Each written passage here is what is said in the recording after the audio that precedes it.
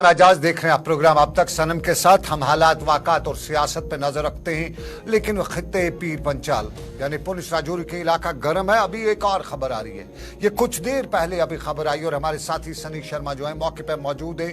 बयान का आग लगी है पुंछ बाजार में। ये कहां पे लगी है, क्या तरह की सिचुएशन है, सीधा फोन लाइन पे। चूंकि खित्ते पीर पंचाल में, खित्ते इस इलाके में इंटरनेट की सहूलियात जो मोबाइल इंटरनेट है वो सही तौर पे नहीं चल रहे, इसलिए लाइव आ नहीं सकते हैं। फोन पे ही हम लेते हैं जब हमारे साथी सनी शर्मा को वहां से पुंछ के बाजार में मौजूद हैं। सनी, जरा हमारे नाजरीन को पहली खबर में अपडेट कर दीजिएगा, क्या है सिचुएशन, आग कहाँ लगी है, कितने बजे लगी है और क्या कारण है, क्या रीजन है इस आग लगने का।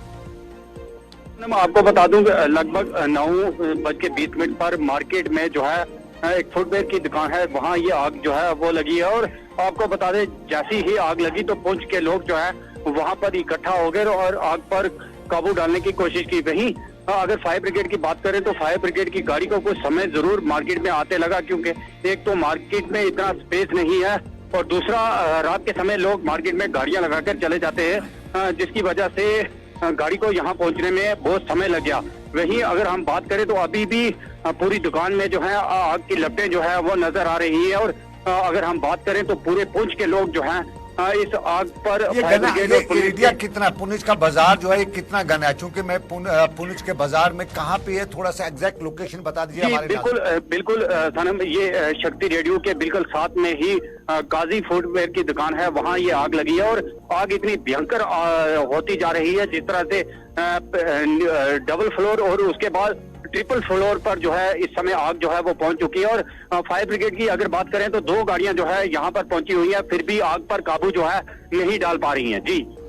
सनी, बहुत शुक्रिया, ख्याल रखिएगा, पूरी खबर में नजर रखिएगा। हमें शाम दे, अभी कुछ देर पहले, शाम के नहीं बल्कि कुछ देर पहले, मेरे स्टूडियो आने से 2 मिनट पहले हमें यह खबर आई कि पुंछ में वाक़ा कुछ पेश आया है और सनी शर्मा ने हमें वाक़े की पूरी तफसील बताई कि आग लगी है और कोई वाक़ा नहीं है। क्योंकि पुंछ राजौरी का नाम सुनते इन दिनों दिमाग में कई और तरह के ख्याल आना शुरू हो जाते हैं, तो बिल्कुल साफ कर दें हम अपने नाजरीन को कि ये आग लगी है और कोई वाक़ा पेश नहीं आया। और ये अभी कुछ देर पहले जो काजी फुटवेयर है पुंछ बाजार में है, वहां पर उसमें आग लगी है, जिस तरह में सनी शर्मा हमारे साथी वहां से अपडेट कर रहे थे। और अब नाजरीन, दूसरे पड़ाव जिंदगी के, और इन्हीं पड़ाव में सबसे पहले वज़ीर-ए-आज़म और वज़ीर-ए-आज़म की जम्मू कश्मीर के बच्चों से मुलाकात। और वज़ीर-ए-आज़म ने जब जम्मू के बच्चों से मुलाकात की तो इन तलबा और तालिबात पर उन्हें जोर दिया कि वो तालीम के साथ साथ खेल कूद, तहकीकात और मुल्क में हो रही तरक्की के बारे में जानकारी हासिल करें, ताकि मुस्तकबल में उन्हें जम्मू कश्मीर को तरक्की के मंजिलों पर ले जाने में किसी मुश्किल का सामना ना करना पड़े।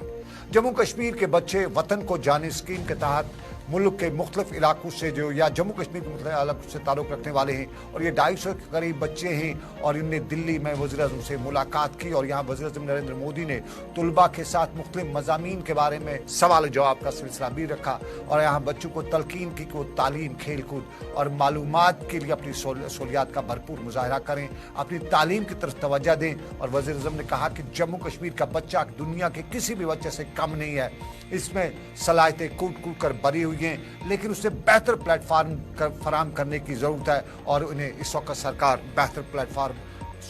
फराहम कर रही है।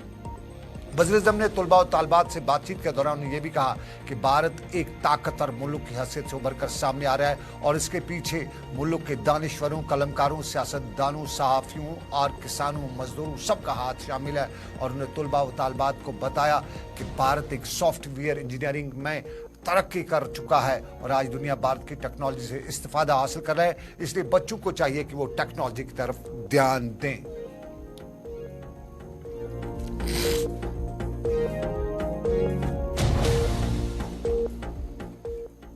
चलिए, वज़ीर-ए-आज़म का बच्चों को टेक्नोलॉजी इस्तेमाल करने पर जोर और जम्मू कश्मीर के बच्चों की तारीफ भी कर दी। लेकिन जम्मू कश्मीर में बवाल जो रहते हैं हर बार रहते हैं और इनसे इन बच्चों को मुश्किलात का सामना करना पड़ता है। मेंटल टॉर्चर अपनी जगह पे, उसके साथ साथ पढ़ाई लिखाई की तरफ भी बच्चे ध्यान नहीं दे पाते और कभी न कभी, कहीं न कहीं, कभी न कभी नहीं बल्कि अक्सर कहीं न कहीं वादी कश्मीर से लेकर जम्मू खित्ते तक कोई ऐसी खबर आ जाती है कि पूरा सिस्टम ही मुंतशिर हो जाता है। और एक सिस्टम एक बार फिर मुंतशिर हुआ। ये परसों की तारीख है, खित्ते राजौरी के बफ्याज के इलाके में फौजी टुकड़ी पर हमला होता है, 5 के करीब फौजी उसमें मारे जाते हैं और उसके बाद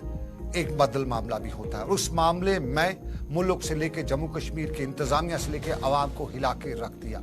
3 आदमियों का वीडियो सोशल मीडिया पे वायरल होता है और उस वीडियो के वायरल होने के बाद जिसमें तशद्दुद के दौरान उनके साथ गलत तरीके का तशद्दुद भी किया जा रहा था, उसके दौरान सवाल बहुत उठने लगे और उन्हीं सवालात के पस मंजर में आज जम्मू कश्मीर का दौरा बड़ी फौज के सरबराह जनरल मनोज पांडे ने किया। सूरत हाल का जायजा भी लेना था और यहाँ मिलिटेंट मुखालिफ ग्रिड का जो मजबूत नेटवर्क है उसको मजबूत करने के लिए उन्हें तबादला ख्याल भी किया। और इस दौरे के दौरान उन्हें थन्ना मंडी के करीब जो हमला हुआ था और उसमें ये उसके फौरन बाद ये हमला हुआ है और फिर पुलिस राजौरी में जो मिलिटेंट एक्टिविटीज काफ़ी बढ़ रही हैं उस पर भी उन्होंने तबादला ख्याल या ब्रीफिंग ली और जो शहरियों का मामला, आम शहरियों का मामला, उस पर भी उन्होंने फौज के आला हुकाम से या फौज के आला ओहदेदारों से यहाँ पे ब्रीफिंग की। आपको बताते चलें पुंछ बफरियाज के मामले पर या सिविलियन की हलाकतों पर पुलिस ने मामला दर्ज कर लिया है। वहीं फौज ने एक ब्रिगेडियर समेत कुछ दूसरे अफसरान को तब्दील करने के अहकाम भी जारी किए हैं और साथ साथ में फौज ने इस मामले में तहकीकात के लिए मुकम्मल ताउन देने का यकीन भी दिलाया है। इसी दौरान इलाके में मिलिटेंट मुखालिफ ऑपरेशन जो है वो बराबर जारी है और 5वें रोज भी इलाके में इस ऑपरेशन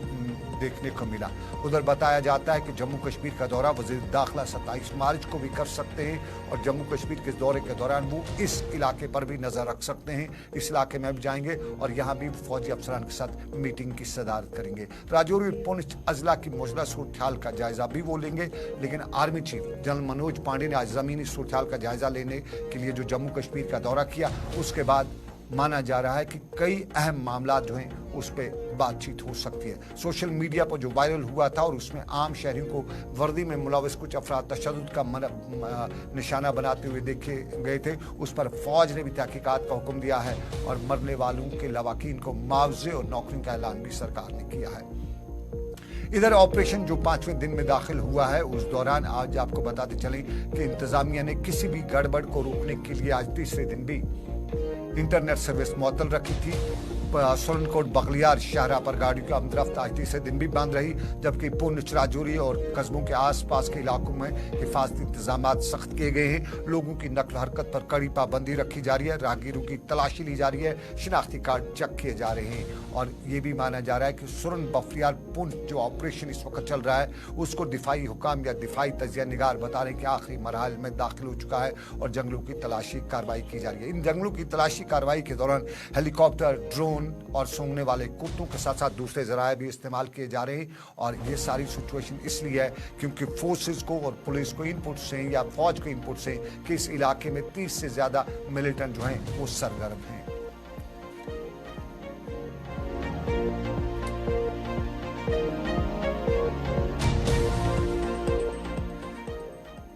पुंछ का सुरनकोट का वाक़ा और सुरनकोट के इसी वाक़े के पस मंजर में सियासत काफ़ी गर्म है। जम्मू कश्मीर की सियासी जमातों में पीडीपी सदर महबूबा मुफ्ती ने कल प्रेस कॉन्फ्रेंस भी की थी। नेशनल कॉन्फ्रेंस ने मुजाहरा भी किया, अपनी पार्टी ने भी मुजाहरा किया और खित्ते पीर पंचाल के इन इलाकों में भी लोगों में गम गुस्सा है। तहम आज एक और सूरत उस वक्त सुबह सुबह देखने को मिली जब महबूबा मुफ्ती ने खुद मीडिया को और हमें फ़ोन करके बताया कि उन्हें घर में नज़रबंद रखा गया है। महबूबा मुफ्ती ने एक ट्वीट भी किया और ट्वीट के साथ साथ महबूबा मुफ्ती ने घर की तस्वीर भी शेयर सोशल मीडिया पे की और हमें भी बताया। हमारे साथ बात करते हुए महबूबा मुफ्ती ने बताया कि उनकी रिहाइशगाह को बंद कर दिया गया है, उनके घर की तरफ जाने वाली सड़कों पर फोर्स की तैनाती की गई है और उन्होंने ये भी बताया कि पुलिस से अच्छी खबरें नहीं आ रही हैं, परेशान कुन खबरें वहाँ से आ रही है और उन्होंने बताया कि उन्हीं खबरों के पस मंजर में वो पुणे जाना चाहती थी। मुतासरीन से बात कर रही थी, उन मुतासरीन से जिनके प्यार उनको मारा गया है और उन्होंने कहा कि उसको गिरफ्तार किया गया है और इस गिरफ्तारी पर उसने बताया कि सरकार ये शायद पैगाम देना चाहती है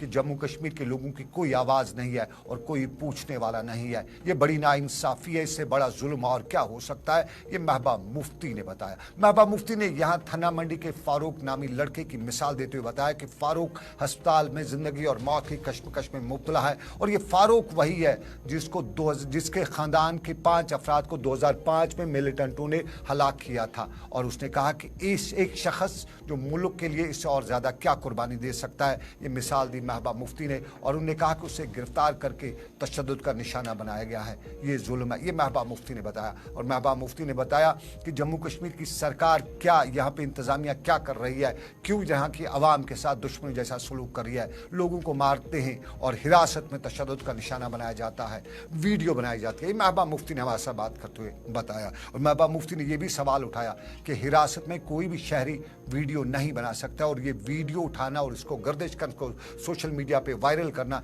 इसके पीछे के महरकात भी देखने कि आखिर ये कौन ऐसा कर रहा है और इसके पीछे की क्या वजह है। ये पीडीपी सदर महबूबा मुफ्ती ने की, लेकिन पीडीपी के सीनियर लीडर जिनमें सरताज मदनी हैं और उसके साथ साथ दूसरे लीडर, उन्होंने श्रीनगर में प्रेस कॉन्फ्रेंस भी की और महबूबा मुफ्ती की गिरफ्तारी या नजरबंदी बकौल पीडीपी जो नजरबंद उन्होंने कहा उस पर उन्होंने अफसोस का इजहार किया। हालात की भी बात की सरताज मदनी ने और उन्होंने बताया कि महबूबा मुफ्ती सुरनकोट जाना चाहती थी लेकिन महबूबा मुफ्ती को वहां जाने की इजाजत नहीं दी। सवाल आज यहाँ सरताज मदनी भी उठाया और सरताज मदनी ने सवाल उठाते हुए पूछा कि 370 के हटाए जाने को 3 साल हो चुके हैं, सरकार दावा करती थी कि दफा 370 को हटाया जाएगा, सब कुछ ठीक ठाक हो जा, तो फिर आज ये क्या नॉर्मल सी है, आज ये नॉर्मल सी है या क्या है, जरा इस सूरत को भी सरकार वाज़ा करे और एक बार फिर 50-50 लाख रुपए का मुआवजा जो आम शहरी इसमें मारे गए हैं उनको मुआवजा और नौकरी देने का मुतालबा जो है सरताज मदनी और पीडीपी के दूसरे लीडरान ने श्रीनगर की प्रेस कॉन्फ्रेंस में भी उठाया।